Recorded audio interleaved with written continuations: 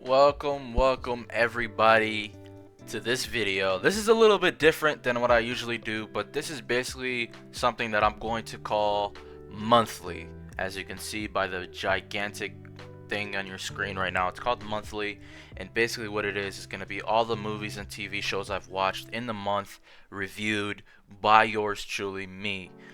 This is not this is some bullshit, I'll be honest. I literally just created a presentation and put my name on it, but these one, two, three, four, these six things are what I've watched over the last June month. There have been some things that I've watched before this month and other shows that I've watched way before. I'm somebody like who hasn't watched a lot of movies and TV shows. I'll be honest with you. I am usually in like a certain mood for TV shows, and right now I'm in that procedural hype, this procedural vibe of a TV show where there's like a new problem every week and like you try to solve it. And I'm in that vibe right now. I like that vibe right now. That's why you can see a bunch of shit like that on my screen. But yeah, so this is gonna be monthly. I'm basically gonna be reviewing all the things that I've watched, and we're gonna start off with the first thing that I watched, which is Burn Notice. Holy crap, Burn Notice. I don't know if people heard about this, but I used to watch this show all the time when I was a kid. And I mean all the time. We had this television that we didn't have no cable. We used to watch it on Ion television, and three shows used to come on. Not three. Was it three? Oh yeah. No. It was two shows and then a bunch of other ones. So there was Leverage that used to come on that I would watch sometimes, not all the time. Maybe sometimes if I remember. There was Burn Notice. If it was on, I'd watch it. And then there was Psych, which I just love Psych. Anytime it was on, I would just I would just go run to watch it. And by the way, back then I didn't know that you could look up online when TV shows like episodes aired. I couldn't. I didn't know how to do that. I didn't know that I could do that. So I would just turn on the TV and look around and see what I could watch. And if something good was on, I would watch it. Shout out to Ion Television for a man, because I really love that, because it had Monk on there, it had Royal Pains on there, it had White Collar, it didn't have Suits. That's the only USA show that it didn't have, which is Suits. Suits I got introduced to by, I think, Netflix. Who had it? Netflix? Was it Hulu? I don't know what had it, but I watched it on a streaming platform. I don't know which one. But we're gonna go straight into this Burn Notice right away. A review of this. I don't want to make this video too long. So it has 7 seasons. Each season is a little bit different. I personally think season 2, 3 is like the best season, and then after that it's season 7, and then season 1, and then probably 4, 5, 6. The worst seasons were the 4, 5, and 6 were really hard to get through, especially 5 and 6. 4 wasn't that bad, but 5 and 6 were literally one of the worst shits that I've ever. They weren't bad, but it just felt like, when people try to put like more meat into your food, like there's no more meat. It's done. We've got like, let's get to the point of the show. Like, you're dragging this on for too long.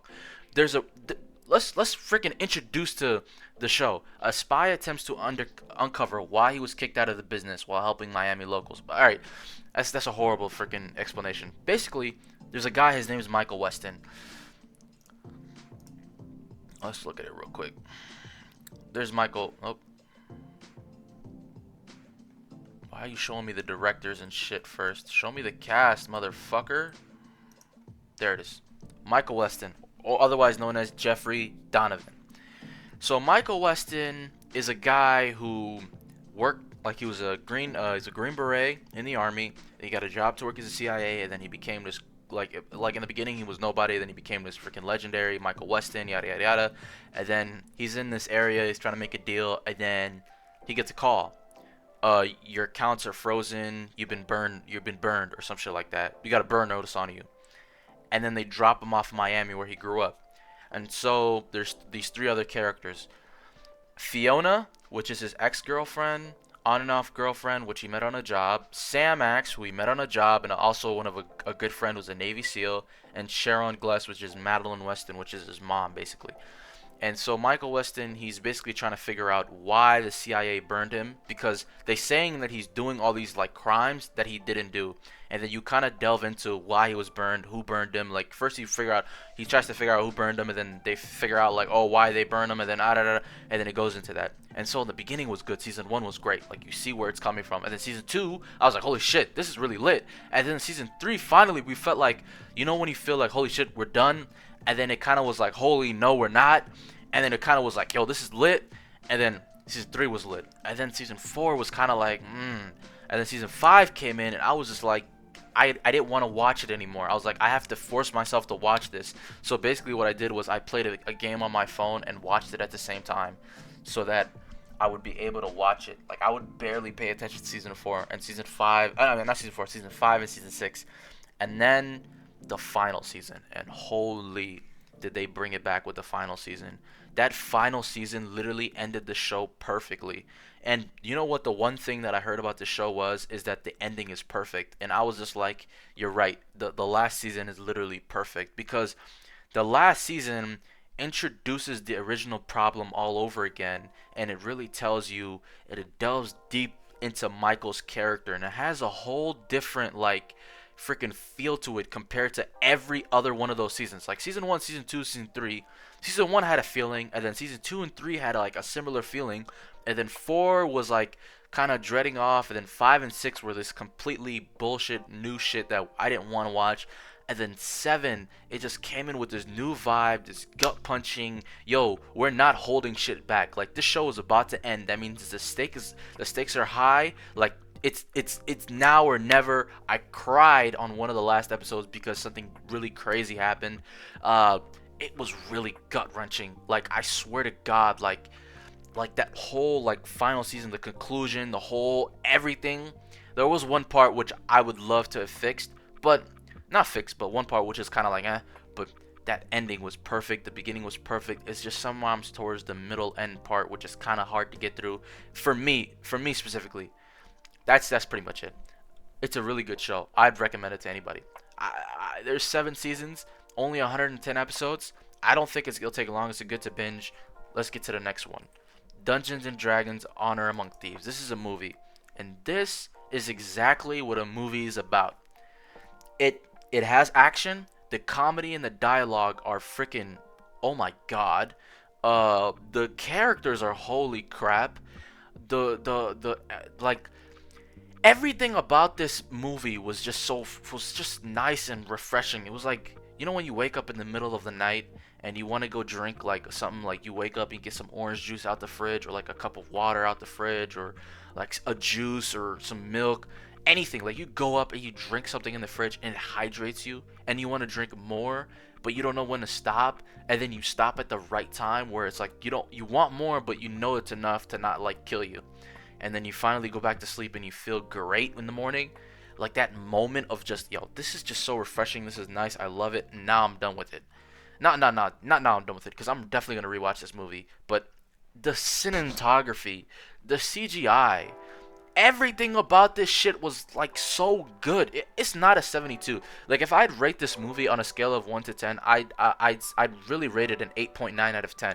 I don't think it's a 9 because, you know, the story's quite, you know, stories, like there's one thing that you can say about this, the story's quite predictable, but like that's just because we've seen movies like this all the time. But the actors, the way that they fucking interact with each other, their dialogue, dude, you have to go to the cast. Like, we have to thank these people for really doing this shit. No, I'm not joking. Chris Pine was fucking fantastic. Hoga was good. This guy wasn't in the movie that much, but he was great. Simon was freaking amazing. Kira was great. Is this her? I think this is the girl in the crew. She was lit.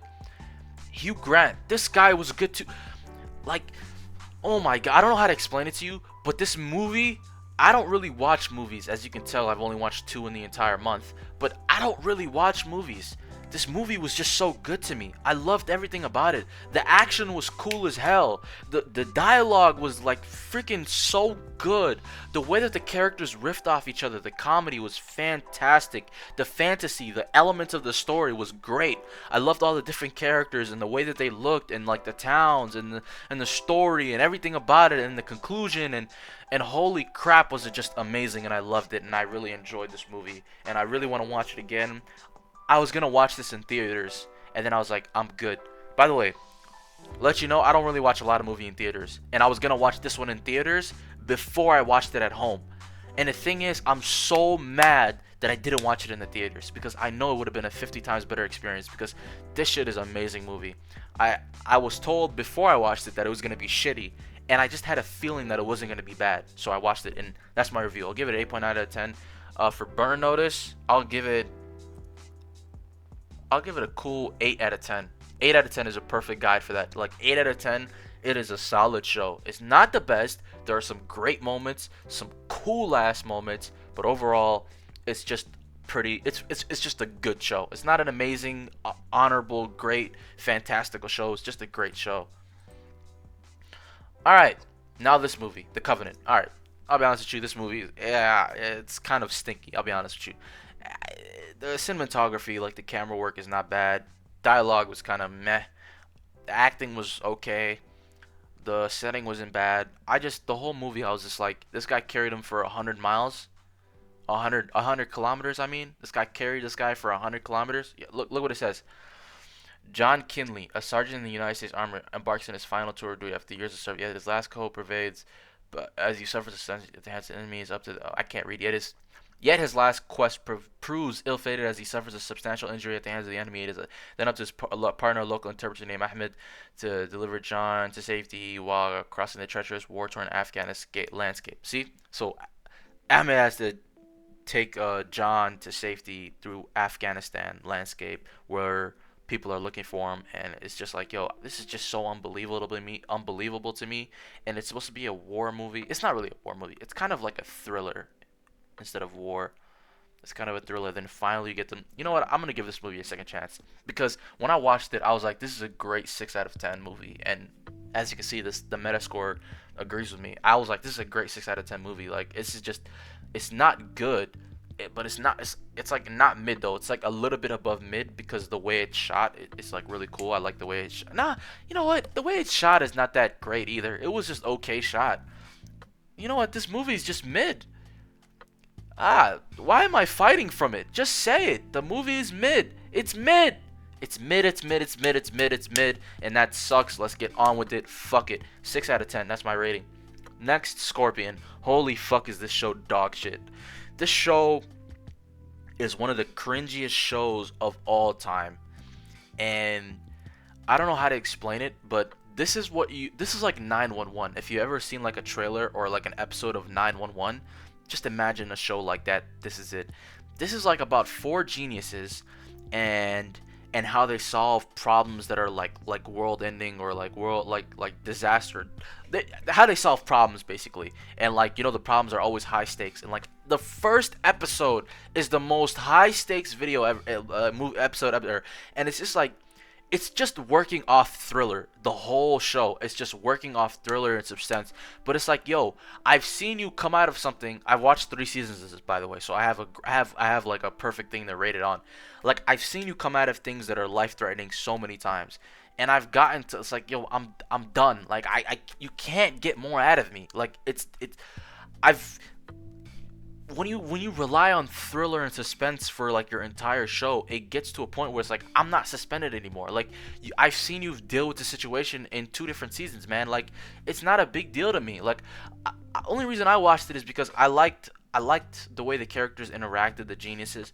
I liked Paige, which is the regular one, and then I just like the different problems that they had to solve. Like, I was like, yeah, this is pretty cool, but I watched it with my mind turned off.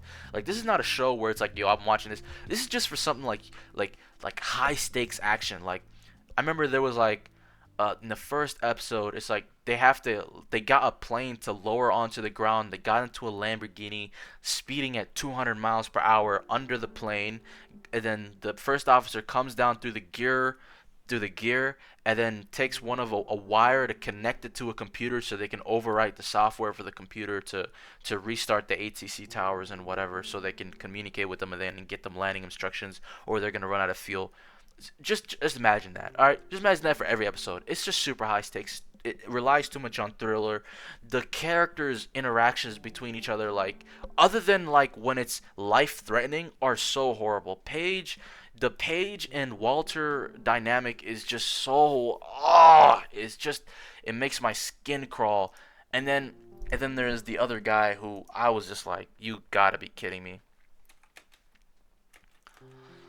All right, here's the actor. Here's Walter.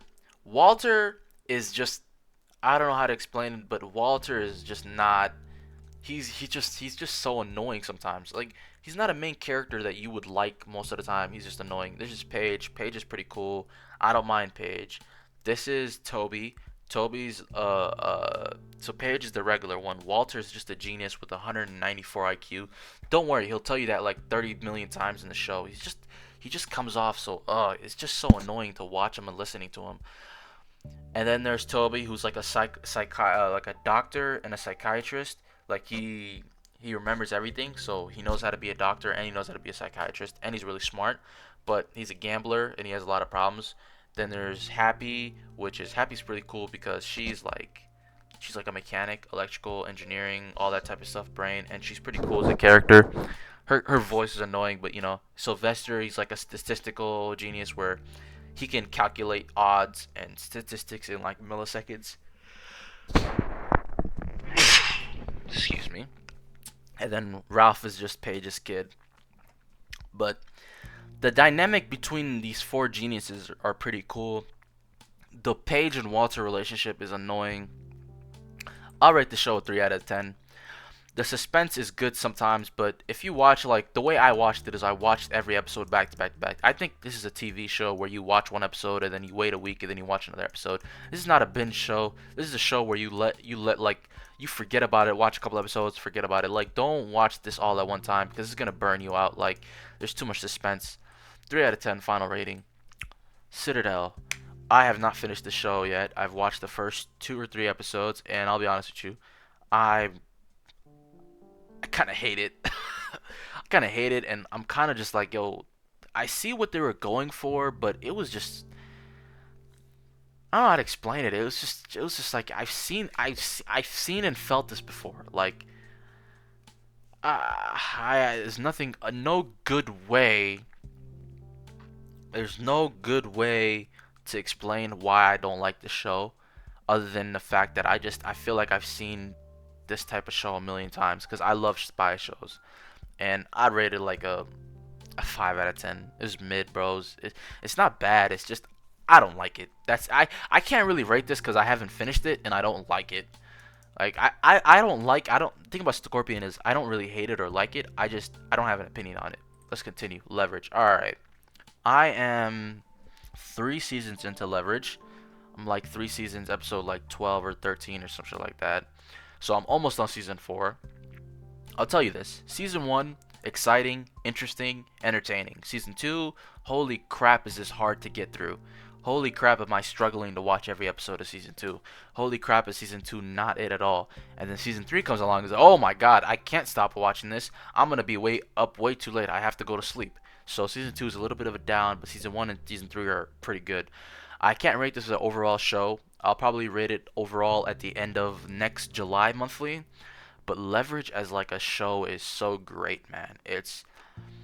I really like the problem solving. I really like the way that the crew like the dynamics work. Every character like it's not just like Scorpion where shit's just like that. No, there's character development. There's Parker the thief who develops as like like you could see her like developing and changing and being like influenced by her surroundings and the way that she thinks is different now and shit like that. And then you think Hardison, the way he's evolving, and Elliot and Sophie and even the main character Nathan. And I'll be honest with you, Nathan is kind of like the weakest character on here, just like Sophie. Nathan and Sophie are the weakest characters in my opinion.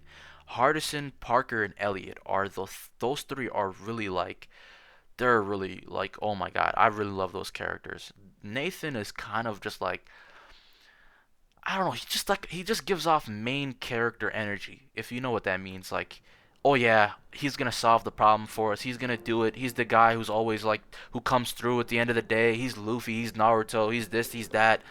And it's just like, bro, alright, man. Like, it's just it doesn't really give us a reason why he's so good at what he does. And it's, I mean, they do give us, but it's just it is what it is. And I can't really complain about the show. I'd rate it a 8.7 out of 10. 8.7 out of 10. For the first season, I'd rate it the first season an 8 out of 10. I rate the second season 6.2 out of 10. No, no, no. 5 out of 10. And then the third season, I'd rate it 8.7 out of 10. Overall probably 7.5, but season 4 and season 5 are pretty good, I heard. So this show is really good, and there's a new one that's coming out called Leverage Redemption, which I heard is really good as well. So I'm excited, man. I'm gonna watch this. I'm gonna watch Leverage Redemption, and at the end of the next, I have a bunch of things on my watch list.